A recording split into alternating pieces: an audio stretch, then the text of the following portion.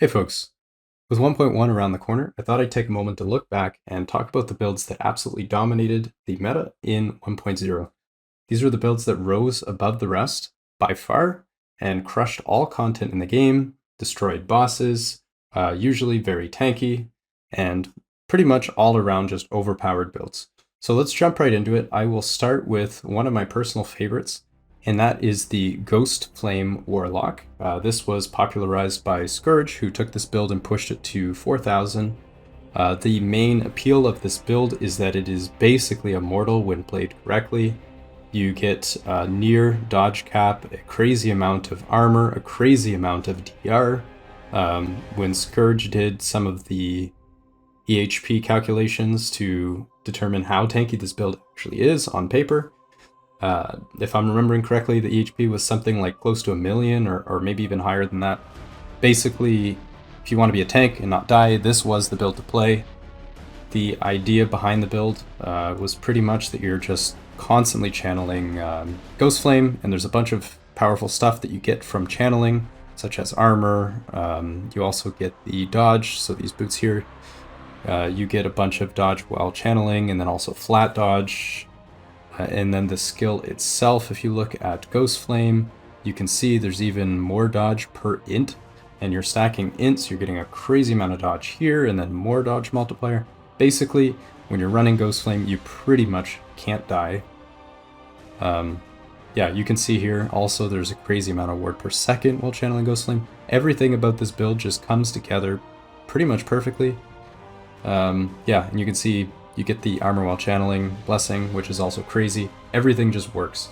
This build is absolutely nuts. I will include the link to the video, the creator's channel, Scourge, and also the planner, so definitely check that out.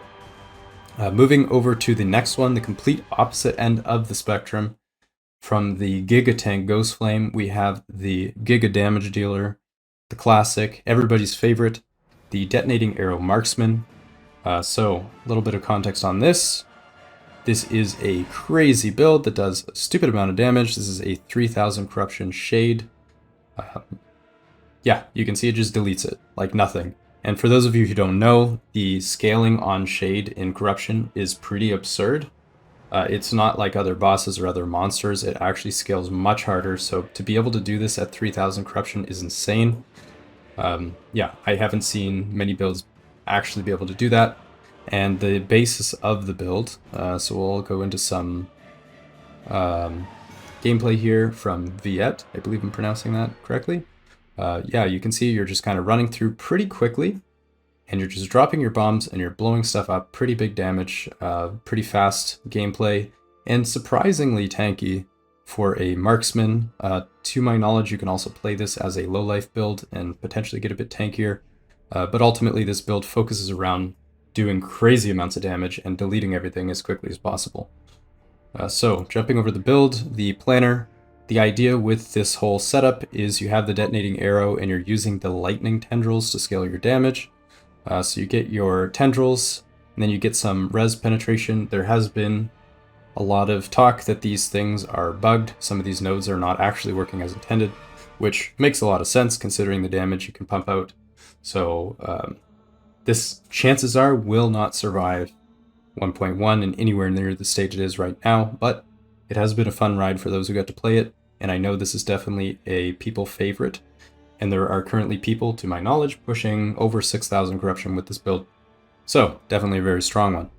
The next one we have is actually my own build. This is one that started pretty early in Cycle 1. A lot of people have been playing this, became one of the top meta builds.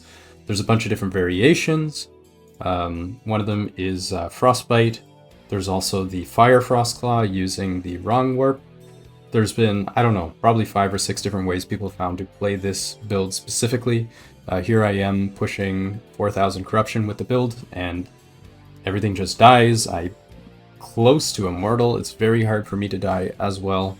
I'm extremely tanky. There's many sources of damage reduction for the Runemaster in this build specifically, throughout the tree, throughout Runic Invocation. Also absurd amounts of ward generation too. We're talking like thousands of ward per second of generation. Yeah, it's hard to die on this build. You generally just hold right click and you kill everything. And there's also, if that wasn't overpowered enough, there is a stun lock tech that you can easily do on Mage in the current cycle, where you slap on the Frozen Heart amulet and you can stun lock bosses. So here I am killing Shade without it being able to hit me at all, and that basically trivialized corruption pushing for the Mage class as a whole, and allowed you to go pretty much as high as you want. I personally know a few people who are well above 6,000 corruption with this build, or even 8,000 corruption is the highest that I'm aware of. Yeah, so definitely one of the strongest builds in Cycle 1. Here is the current planner that I have for my character. You can see pretty good gear, but with the amount of favor you're able to grind with this, definitely makes sense that you would have top tier gear. So yeah, this build likely won't survive the patch, but it has been fun. Moving on to the next one, we have, this is probably my favorite build that just came out of absolutely nowhere. We have a Static Orb Mana Stacker build from Chunky Papa. Love this build, really, really creative. You can see it has the one-shot boss capability. So the way it works basically is you have the Static Orb and you have the Runic. You have Spell Cascade on your Runic, which casts a skill on your bar. You could pop the Runic and then drop a bunch of crazy damage Static Orbs all at once, and they all just land on top of the boss and nuke it. So really, really crazy build. We'll see a Shade here. Same idea, just absolutely nuking the boss like nothing.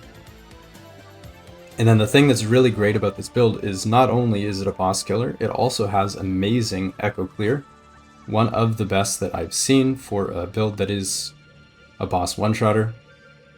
You can see that Glacier and Static Orb and all this has really good trash clear.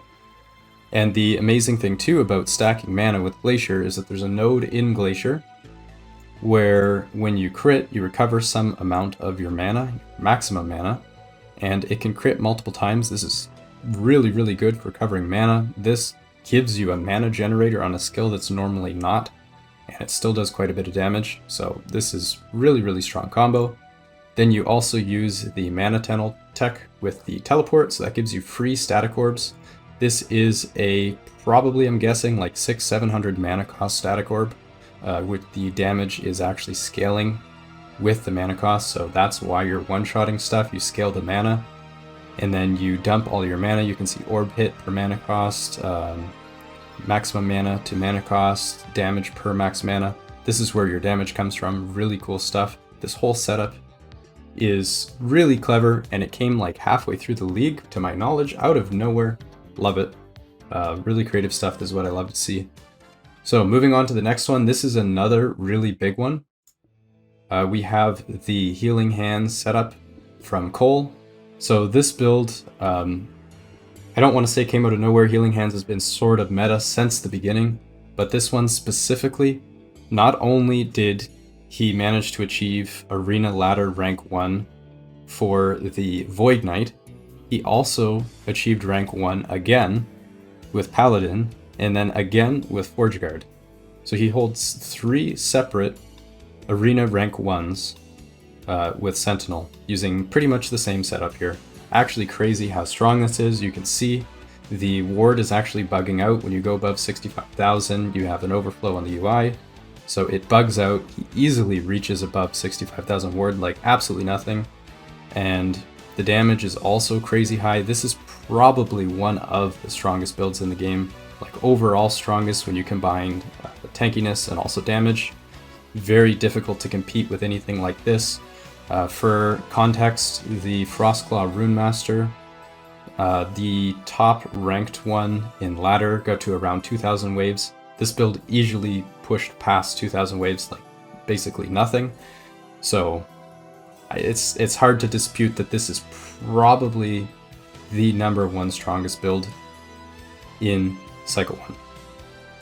So, as before, here's the planner. Basically how it works is you have your melee Healing Hands. It also is fire, so it scales with fire. that allows you to use the belt for extra damage. You also have healing conversions, so normally you have health healing from healing hands. Here it says if you have ward per second based on missing health, all of the healing is converted to ward. So you're converting the crazy amount of healing that you get from healing hands into ward generation. Then you scale all your attack speed, you scale your fire damage.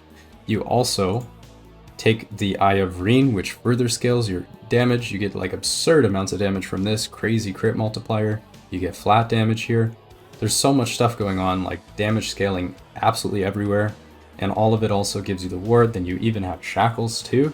You're converting your cold resistance into more ward retention, so that massive ward, you actually retain it. It's basically pretty close to what I would call a perfect build in Cycle 1. Really cool stuff. Love it. Then moving on, we have a couple honorable mentions. This was one that came out really early from none other than Woodago. So for context, this is somebody playing in hardcore. This is a hardcore player, and very early on he was able to push to 1000 corruption in hardcore using the dive bomb Falconer.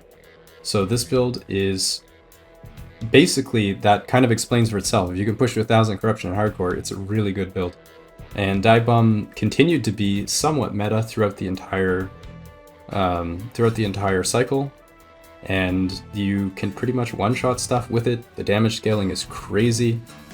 The build itself is completely crazy. You move really fast. You can cast it while moving if you want. You have the correct setup. Pretty much everything about this build is very, very strong. You can see the damage numbers here, and this isn't even like absurd gear like you saw some of the other characters are from later in the cycle where gear is better. This is early cycle with solo self-found gear. Actually crazy. Crazy how much damage this does and how tanky it is.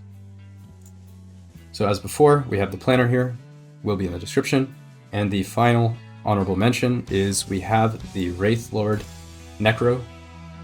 So this was another really cool build that was enabled by the new Wraithlord Harbor unique helmet. You have a crazy damage. You can see the damage numbers here from this Wraithlord. Crazy damage necromancy build. Really cool stuff. You kind of just walk through the echoes, not doing much, and everything dies for you. So if you like a lazy playstyle, this was the one for you. One of the top builds. Probably not quite to the same tier as the other builds. I don't think you have as much survivability. That's pretty much all I have for today. Hope you guys enjoyed the recap, and looking forward to Cycle 2. Cheers.